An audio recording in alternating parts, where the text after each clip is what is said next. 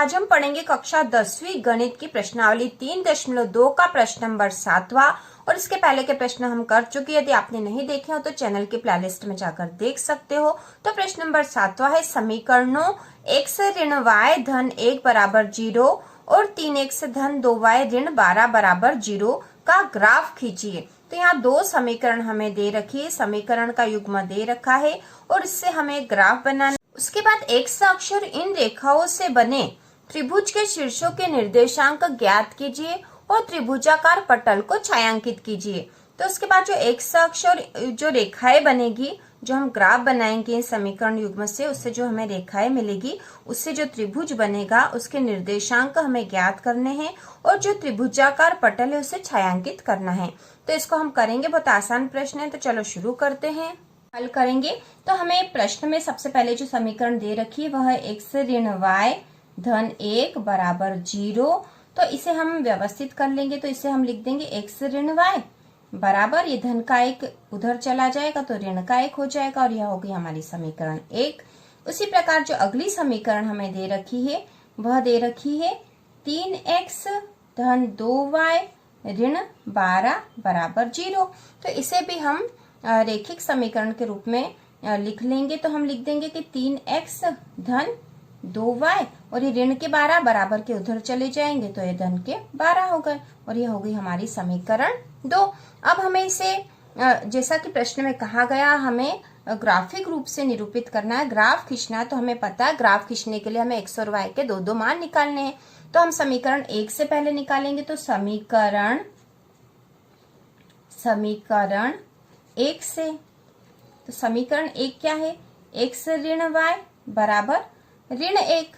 तो यहाँ पर हम x और y के दो मान निकालेंगे, x और y के दो मान निकाल लेंगे। तो x का मान क्या रखेंगे, ठीक है, x का मान हम कुछ भी रख सकते हैं। सामान्य तौर पे हम ऐसा मान रखते हैं जिससे कि इसको हल करना आसान हो। तो x और हम यहाँ पर रफ में कर लेंगे यहीं पर, ठीक है, आप दूसरे पेज पे कर लेना। तो x ऋण y बराबर ऋण 1। तो x का मान हम सबसे पहले रख देंगे, x का मान 2 रख देते हैं। तो हमारे पास समीकरण है x ऋण y बराबर ऋण 1। तो x का मान 2 रख दिया तो 2 ऋण y बराबर ऋण 1। तो ऋण y बराबर ऋण 1, अभी 2 धन का है तो उधर जाएगा तो ऋण का 2 हो गया। तो ऋण y बराबर ऋण का 3, क्योंकि ऋण 1 और ऋण 2 ये दोनों ऋण के हैं तो दोनों जुड़ जाएंगे और ऋण के ही रहेंगे। तो ऋण y बराबर ऋण 3, तो ऋण से ऋण कट गए, यहाँ आ जाएगा y बराबर 3। तो x का मान यदि हम 2 रखते हैं तो y का मान आता है 3। इसी प्रकार अब हम x का मान और क्या रख सकते हैं, तो x का मान हम रख देंगे, x का मान हम रख देंगे ऋण का 1। तो ऋण का 1 इधर जाएगा तो धन का हो जाएगा। तो x का मान, तो x बराबर ऋण 1 रख के देख लेते हैं। तो हमारे पास समीकरण है x ऋण y बराबर ऋण 1। तो x के स्थान पर हमने लिख दिया ऋण 1, ऋण y बराबर ऋण 1, ठीक है। अब यहाँ पे हो जाएगा ऋण y बराबर, ये ऋण का 1 तो है इसे, और ऋण का 1 उस तरफ जाएगा तो धन का 1 हो गया है। अब और ये धन और ऋण के आपस में कट जाएंगे, ऋण का 1 और धन का 1 आपस में कट गए तो ऋण y बराबर हो गया 0। अब y बराबर हो जाएगा 0। तो x का मान यदि हम ऋण 1 रखते हैं तो y का मान आ जाएगा 0। इसी प्रकार अब समीकरण 2 से भी हम मान निकालेंगे। तो हम लिख देंगे समीकरण 2 से।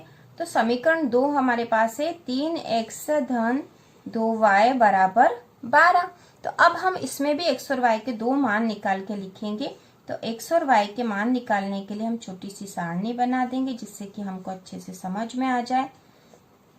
तो यहाँ पर x का मान हम क्या रख सकते हैं, ठीक है, x का मान हम क्या रख सकते हैं, तो x का मान हम यहाँ रख देंगे 2, ठीक है। हमारे पास समीकरण है 3x धन 2y बराबर 0। x का मान हमने 2 रख दिया, मतलब 3 में 2 का गुणा है, धन 2y बराबर यहाँ पर 12 है, ठीक है। 3x धन 2y बराबर 12। तो 3x की जगह हमने 2 रख दिया है, ठीक है, 2। तो 3 गुणा 2 धन 2y बराबर 12। तो 3 दूना 6 हो गए, 6 धन 2y बराबर 12, 2y बराबर 12 और ये जो 6 है उधर जाएगा तो ऋण का 6 हो जाएगा। 2y बराबर 12 में से 6 गए तो 6 बचे और y बराबर 6/3, 6/2, ठीक है। 2 यहाँ पर बट्टे में चला जाएगा, 2 एकम 2, 2 तिया 6, तो y बराबर हो जाएगा 3, ठीक है, y बराबर हो जाएगा 3। तो x का मान यदि 2 रखा है तो y का मान हो गया है 3। अब हम x का मान क्या रख सकते हैं यहाँ पर, तो हम x का मान रख देंगे अब यहाँ पर 4। ठीक है, x का मान रख देंगे 4। तो यहाँ पर रफ में कर लेते हैं। ठीक है, यहाँ पर रफ में कर लेते हैं, आप दूसरे पेज में करोगे तो यहाँ पर x का मान हमने 4 रखेंगे तो 3 और x के स्थान पर 4 धन 2y बराबर 12। 4 में 3 का गुणा होगा तो 4 तिया 12 धन 2y बराबर 12। 2y बराबर 12 और ये 12 उधर जाएगा तो ऋण का 12 हो गया। अभी धन के 12 और ऋण के 12 आपस में कट जाएंगे। 2y बराबर 0 और y बराबर 0/2 और y बराबर 0/2 मतलब 0। तो y का मान आ जाएगा 0। तो यदि x का मान हम 4 रखते हैं तो y का मान आ जाता है 0। तो अब इस प्रकार हमारे पास x और y के दो मान हो गए हैं। अब इसे हम ग्राफिक रूप से निरूपित करेंगे। ग्राफिक रूप से निरूपित करने के लिए हमने ग्राफ पेपर ले लिया है। इस पर इधर x अक्ष है, ये x अक्ष है, इस पे धन वाली संख्या इधर आएगी, ऋण वाली संख्या इधर आएगी, बीच वाला पॉइंट 0 है। ये जो खड़ी रेखा है y अक्ष है, इस पे धन वाली संख्या इधर ऊपर आएगी और ऋण वाली संख्या इधर नीचे आती है। तो ये ग्राफ है। अब हमने यहाँ पर लिख भी लिया है कि समीकरण 1 से हमें जो x और y के मान आए थे वो ये है। तो हम इसको यहाँ निरूपित करेंगे। सबसे पहले समीकरण 1 से जो मान आए थे वो यहाँ निरूपित करेंगे। तो समीकरण 1 से निरूपित करने के लिए सबसे पहले हम यहाँ पर कुछ इकाई मान लेंगे। तो हम एक वर्ग को एक इकाई मान लेंगे। तो यहाँ पर हो जाएगा 1 2 3 4 5 और 6। ठीक है, इतनी संख्या है हमारे पास। और उसके बाद इधर y अक्ष पे भी इसी प्रकार 1 2 3 4 और 5। तो समीकरण 1 में सबसे पहले x का मान 2 है और y का 3। तो x का 2 मतलब ये और y का 3 मतलब ये। तो x का 2 और y का 3 यहाँ पर बिंदु मिल रहा हमें, x का 2 और y का 3 तो ये बिंदु है। उसी प्रकार x का मान है ऋण 1 और y का 0। तो x का मान ऋण 1 मतलब इस तरफ जाएगा ये। ठीक है, इस तरफ आएगा ऋण 1।